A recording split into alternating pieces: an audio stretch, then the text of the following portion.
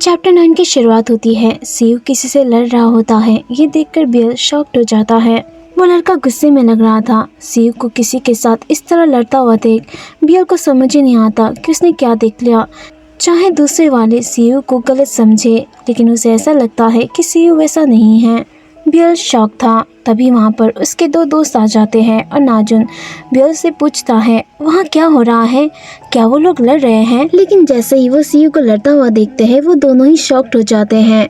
और मारू कहता है क्या वो लोग वही सीनियर्स नहीं हैं। वहीं दूसरी वो लड़का गुस्से में चिल्लाते हुए सीयू से कहता है मैंने बस कहा कि मैं तुमसे बात करना चाहता हूँ, तुम्हारी प्रॉब्लम क्या है? हाँ, क्या तुम्हें लगता है कि तुम मुझसे बेटर हो? उस लड़के का गुस्सा देखकर उसके दोस्त उसे शांत करने की कोशिश करते हैं। शांत हो जाओ, हम स्कूल में हैं। लेकिन वो लड़का शांत ही नहीं होता। उस लड़के को सीयू के साथ लड़ता हुआ देख बियल सोचता है ये तो वही लास्ट टाइम वाले सीनियर्स हैं। अब वो लड़का गुस्से में कहता है बस बहुत हो गया, बहुत झेल लिया इस कमीने को, अब मैं नहीं सह सकता इससे तो मैं। ये वो सब कह ही रहा था कि तभी सीयू उसे एक ही हाथ से उठा लेता है। ये देखकर बियल और उसके दोस्त के तो होश ही उड़ जाते हैं। सीयू उस लड़के को उठाकर फेंक देता है। वो लड़का दर्द से कराता है। उसका दोस्त वरीड होते हुए उससे पूछता है क्या तुम ठीक हो? और जैसे ही वो लोग सीयू की ओर देखते हैं वो घबरा जाते हैं, क्योंकि सीयू बहुत ही ज्यादा डरावना दिख रहा था और गुस्से से उन लोगों को घूर रहा था। सीयू उस लड़के से कहता है मैंने तुमसे कहा था ना कि मुझे परेशान करना बंद कर दो। ये सुनते ही वो तीनों डर के मारे चिल्ला पड़ते हैं। उन लोगों का ऐसा रिएक्शन देखकर सीयू उस लड़के का कॉलर पकड़कर उससे कहता है ये क्या था, क्या तुम समझे नहीं? ये देखते ही बियल घबरा जाता है और सीयू को रोकने के लिए चिल्लाते हुए कहता है नहीं, और आगे बढ़ जाता है और उसे रोकते हुए कहता है सीयू ऐसा मत करो। ये सुनते ही सीयू गुस्से से बियल की ओर देखता है और सीयू का ऐसा रूप देखकर बियल घबरा जाता है। सीयू उससे कहता है तुम इससे दूर रहो, लेकिन बियल उसकी बात नहीं सुनता और उसे रोकते हुए कहता है तुम्हें स्कूल में ऐसे लड़ाई में नहीं पड़ना चाहिए। बियल सोचता है क्या इस लड़ाई की वजह से सीयू को स्कूल से निकाल दिया जाएगा? ये सोचते ही बियल सीयू को रोकने की कोशिश करता है ताकि उसे स्कूल से एक्सपेल ना किया जाए। और ऐसा करते समय सीयू गलती से बियल को धक्का दे देता है और वो नीचे जमीन में गिर जाता है। ये देखकर मारू और नाजुन भी चौंक जाते हैं और वरीड होते हुए बियल से पूछते हैं बियल क्या तुम ठीक हो? बियल सीयू की ओर देख रहा था। सीयू गुस्से की नजर से बियल की ओर देखता है।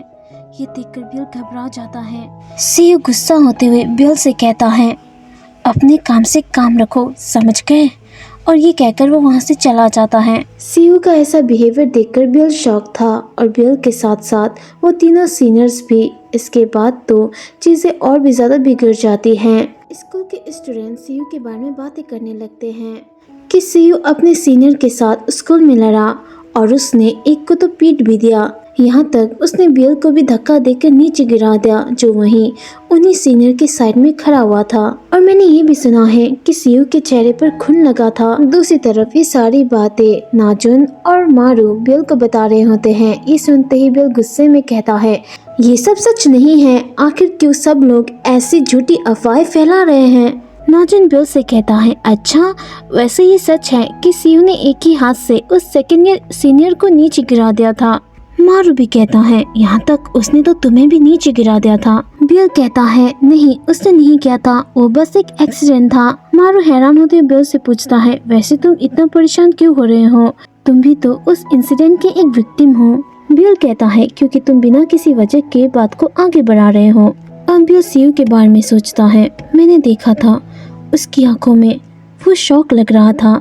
कम से कम हम टीचर के हाथों पकड़े नहीं गए। और परेशान होते हुए सोचता है लेकिन आज वो स्कूल नहीं आया।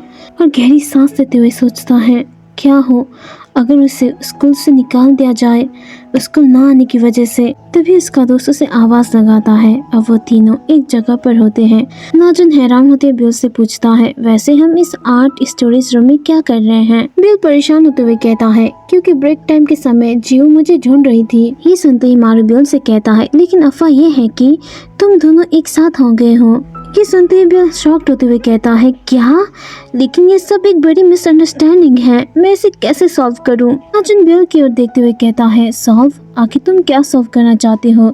इससे इम्पोर्टेंट तो एक और चीज है जिसकी तुम्हें चिंता करनी चाहिए। आज हमें हमारे टेस्ट के स्कोर मिलने वाले हैं। ये सुनते ही बिल के होश उड़ जाते हैं। अब वो लोग क्लासरूम में होते हैं। टेस्ट पेपर मिलने के बाद जैसे ही वो अपनी स्कोर को देखता है, वो डर के मारे चिल्ला पड़ता है क्योंकि उसकी रैंकिंग बहुत ही लो आई होती है। बिल घबराते हुए डरते हुए सोचता है, मैं जानता हूँ कि हाई स्कूल इंटर करने के बाद ये मेरा पहला टेस्ट है, लेकिन सीरियसली अब मेरा क्या होगा? अगर मेरा रैंक सेकंड नहीं आया तो डैड मुझे मार डालेंगे। ये सोचते हुए वो जिमिन और तेहू की ओर देख रहा होता है। तभी उसकी नजर जिमिन के रैंकिंग पर पड़ती है, जिसकी रैंकिंग पूरे स्कूल में 37 आई होती है। ये देखते ही बिल शॉक्ड हो जाता है और कहता है, आखिर जिमिन इतना अच्छा कैसे कर सकता है, क्योंकि वो हर समय तो बार में जाया करता था।